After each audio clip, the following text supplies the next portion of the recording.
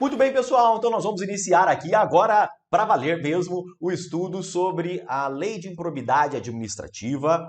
Lembrando que nós estamos falando da Lei 8429 de 92, tá? Mas essa lei ela foi completamente alterada, ela foi completamente reformada lá em 26 de outubro de 2021 por meio da Lei 14.230, tá? E a gente vai jogar aqui nessa receita, né, desse assunto de hoje, uma série de entendimentos do Supremo Tribunal Federal e também alguns entendimentos do STJ que continuam fazendo sentido dentro do estudo da nova lei de improbidade. Beleza? Olha só. Antes de mais nada, né, é importante que a gente tenha uma noção inicial sobre o que é que realmente nós estamos falando aqui. Quando a gente fala em improbidade administrativa, né, muitas vezes a gente é levado a crer que nós estamos falando de uma ilegalidade qualquer que pratica o agente público. Então, quando se estuda, por exemplo, atos administrativos, a gente tem lá que os atos administrativos ilegais, eles vão ser anulados, os atos administrativos inconvenientes e inoportunos, eles vão ser revogados. Mas vejam só, pessoal, quando a gente fala em improbidade administrativa, nós não estamos falando de toda e qualquer ilegalidade. Galera, improbidade administrativa é aquela ilegalidade que ganha um colorido adicional. É aquela ilegalidade qualificada pela desonestidade. Bem, então, aí sim é que nós teremos realmente a caracterização de um ato de improbidade administrativa.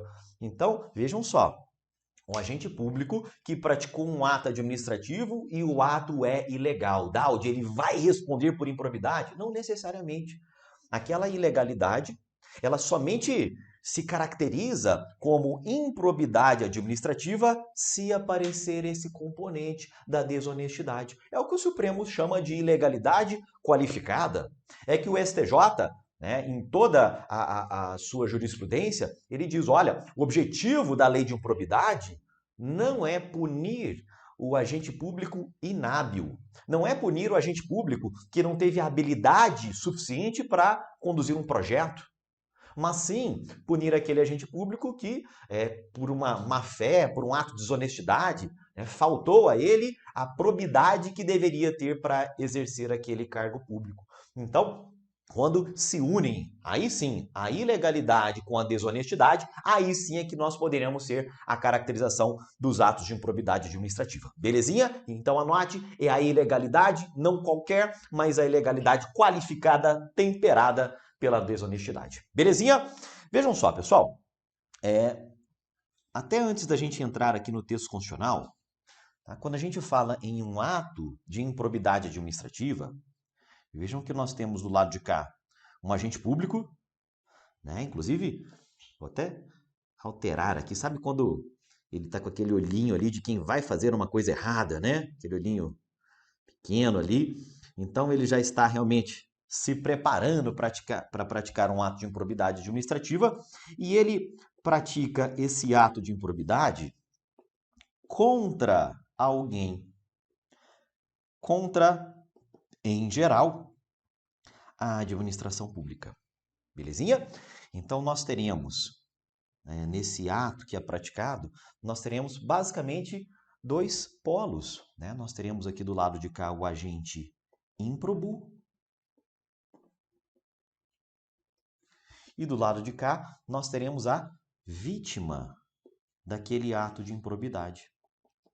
Mais adiante, nós veremos que a vítima ela é chamada de sujeito passivo do ato de improbidade e ela, em geral, será alguém da administração pública, administração direta ou indireta, mas em alguns casos também se admite que a vítima seja um particular que esteja mais próximo, né, que tenha ali desenvolvido um vínculo mais próximo, mais estreito com a administração pública. E do lado de cá, aquele que praticou o ato de improbidade será o sujeito ativo, tá? O sujeito ativo, aquele que realmente praticou um ato em desfavor de alguém da administração pública. Então nós temos aqui uma série de exemplos de atos de improbidade Por exemplo, imagina só que você é o gestor aí da sua cidade, né? Tem ali um cargo lá na prefeitura e você recebeu ali um recurso federal para construir uma escola, construir ali uma creche em nossa cidade.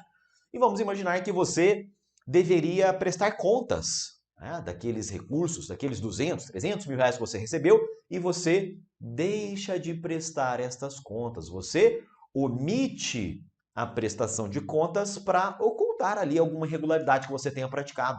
É ato de improbidade.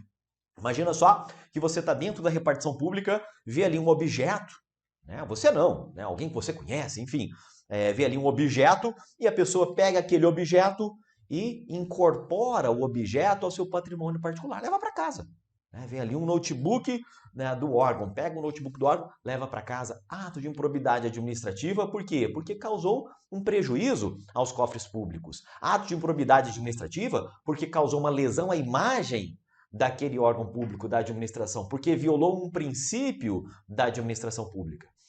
Outro exemplo, né, ainda mais grave, um agente público que recebe uma propina. Ele deveria fiscalizar a empresa X e a empresa X fala, olha, toma aqui um carro, toma aqui uma bolada em dinheiro para você não me multar. Ele aceita aquilo, então ele acabou de praticar um ato de improbidade, além de ser crime, ele praticou um ato de improbidade que importou seu enriquecimento ilícito, é a conduta mais grave aqui dentro dos atos de improbidade. Belezinha? Olha só, o assunto é tão importante que ele foi previsto lá na Constituição Federal. E algumas questões de prova, elas vão se limitar a transcrever esse dispositivo, artigo 37, parágrafo 4º da Constituição Federal. Ele vai nos dizer o seguinte: os atos de improbidade administrativa importarão 4 efeitos, 4 consequências jurídicas. Então, segundo, vamos anotar aqui na tela, segundo a Constituição Federal, artigo 37, parágrafo 4º, você vai se lembrar disso aqui, os atos de improbidade importarão no RISP, beleza? No ressarcimento ao erário, na indisponibilidade de bens, na suspensão dos direitos políticos e na perda da função pública. Daldi, e aí, né? São 4 repercussões jurídicas, são 4 efeitos previstos na própria Constituição Federal? É isso mesmo. Então, vejam que o ressarcimento ao erário tem lugar quando o ato de improbidade causa um prejuízo aos cofres públicos. Tá? Então, os cofres públicos precisarão ser ressarcidos daquele prejuízo. A indisponibilidade de bens, o izinho aqui do RISP, não chega a ser uma sanção, não chega a ser uma penalidade. Na verdade, a indisponibilidade de bens representa uma medida cautelar. É o famoso congelamento de bens daquela pessoa que está sendo investigada, daquela pessoa que está respondendo a um processo por improbidade. Ele pode ter seus bens congelados como forma de assegurar uma futura possível condenação. Belezinha? E aqui, a suspensão dos direitos políticos e a perda da função pública, esses 2 últimos balõezinhos, eles rendem muitas questões de prova. Por quê? O que o examinador faz? Ele faz isso aqui, ó. Ele coloca, né, mesmo antes dessa nova lei, ele coloca que a improbidade administrativa importará na perda dos direitos políticos. Isso está errado.